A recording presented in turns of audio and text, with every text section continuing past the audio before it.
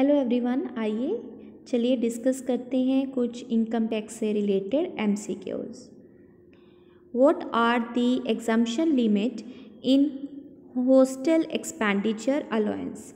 सो hostel expenditure allowance में जो exemption की लिमिट है वो है 300 रुपीज़ पर मंथ। इसमें दो तीन बातें याद रखनी है आपने।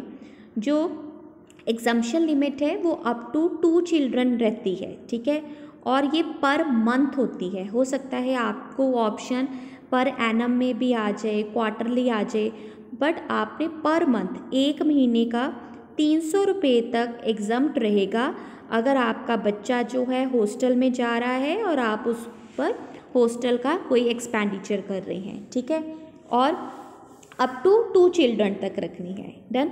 एजुकेशन जो है उसकी exemption limit 200 rupees per month तक रहती है, लेकिन हॉस्टल एक्सपेंडिचर की 300 रुपीज़ पर मंथ तक रहती है। सो इस क्वेश्चन में राइट आंसर जो है वो है B option. Deduction of tax at source made for the income which can be calculated in advance. तो यहाँ पर हमें एक टर्म का मीनिंग पूछा गया है कि अगर कोई पर्सन टैक्स जो है वो डिडक्ट करता है एट सोर्स पर, उसे हम क्या कहते हैं, उसको हम कहते हैं टीडीएस। टीडीएस की फुल फॉर्म ही रहती है tax deducted at source. So TDS का मतलब है कि जो आपका एम्प्लॉयर है जब वो आपको सैलरी पे करेगा तो उस सैलरी में से ऑलरेडी टैक्स डिडक्ट करके वो इनकम टैक्स अथॉरिटी को टैक्स डिपॉजिट करवा देगा और आपको एक स्लिप प्रोवाइड की जाएगी जो कि प्रूफ रहेगा कि आपकी इनकम के ऊपर ऑलरेडी टैक्स जो है वो लग चुका है, राइट। तो इस प्रोसीजर को हम टीडीएस कहते हैं। A option will be the right answer. Due date of filing the return by the non business. So non business class के लिए ड्यू डेट जो है रिटर्न फाइल करने की वो रहती है 31 जुलाई। So the C will be the right answer. Next is the under the income tax act the incidence of the taxation depends on. कब टैक्स जो है लगाया जाता है इनकम टैक्स लॉ के अंडर। सो इनकम टैक्स में हम tax payer का रेजिडेंटल स्टेटस देखते हैं। रेजिडेंटल स्टेटस के बेसिस पर उस पर टैक्स लगाया जाता है। एग्जाम्पल के लिए जो पर्सन ऑर्डिनरी रेजिडेंट है उसके केस में चाहे इंडियन इनकम है चाहे फॉरेन इनकम है, दोनों ही टैक्सेबल है। अगर कोई पर्सन जो है नॉन रेजिडेंट है तो उसके केस में सिर्फ इंडियन इनकम टैक्सेबल होगी, ठीक है। तो इस तरह से रेजिडेंशियल स्टेटस के ऊपर टैक्स जो है वो डिपेंड करता है। So C will be the right option here. Next है हमारे पास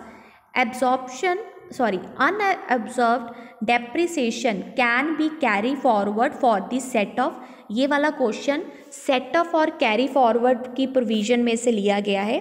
तो जो डेप्रिसिएशन है जब तक वो फुली एब्जॉर्व नहीं हो जाती तब तक हम अपने प्रॉफिट के बीच में से उसको हम माइनस कर सकते हैं, या फिर in other words next year तक वो कैरी फॉरवर्ड होती रहती है जब तक के लिए वो फुली ऑब्जर्व ना हो जाए।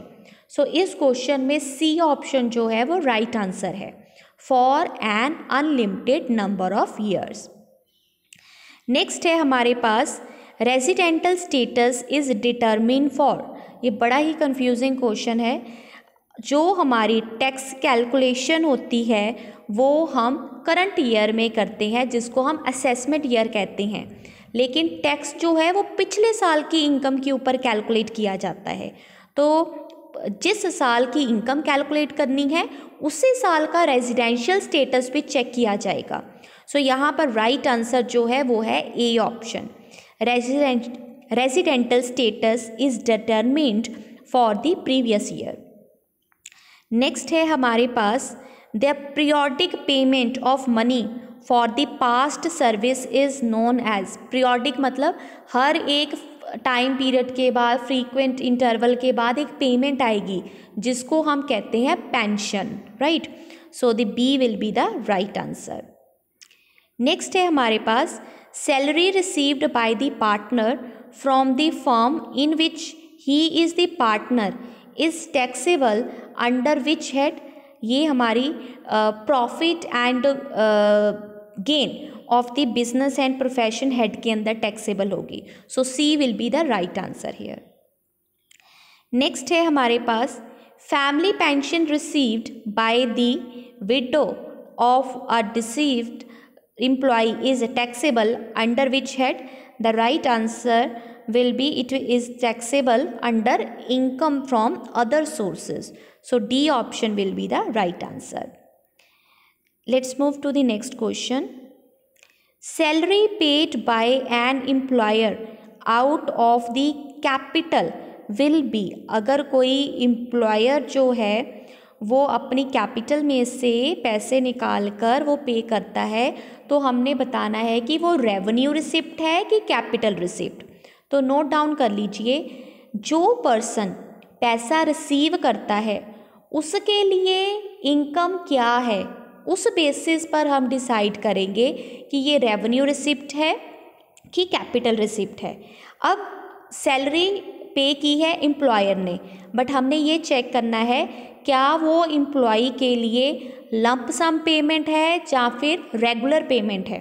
सैलरी तो हर महीने मिलनी है, तो ये रेगुलर पेमेंट है, इसलिए ये रेवेन्यू रिसिप्ट की कैटेगरी में आएगी.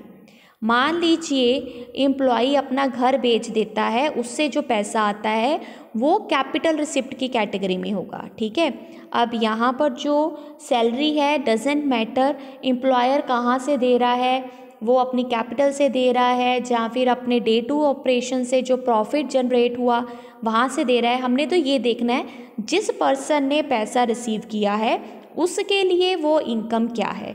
तो उस पर्सन के लिए ये एक रेगुलर पेमेंट है, तो यहाँ पर जो राइट आंसर है वो हमारा होगा option A, a revenue receipt in the hands of employ. I hope आपको ये जो वीडियो है वो यूज़फुल लगेगी, और आपको मैं प्रीवियस वीडियो जिसमें MCQs है उसके भी लिंक्स डिस्क्रिप्शन बॉक्स में प्रोवाइड कर दूँगी. Stay happy, stay connected.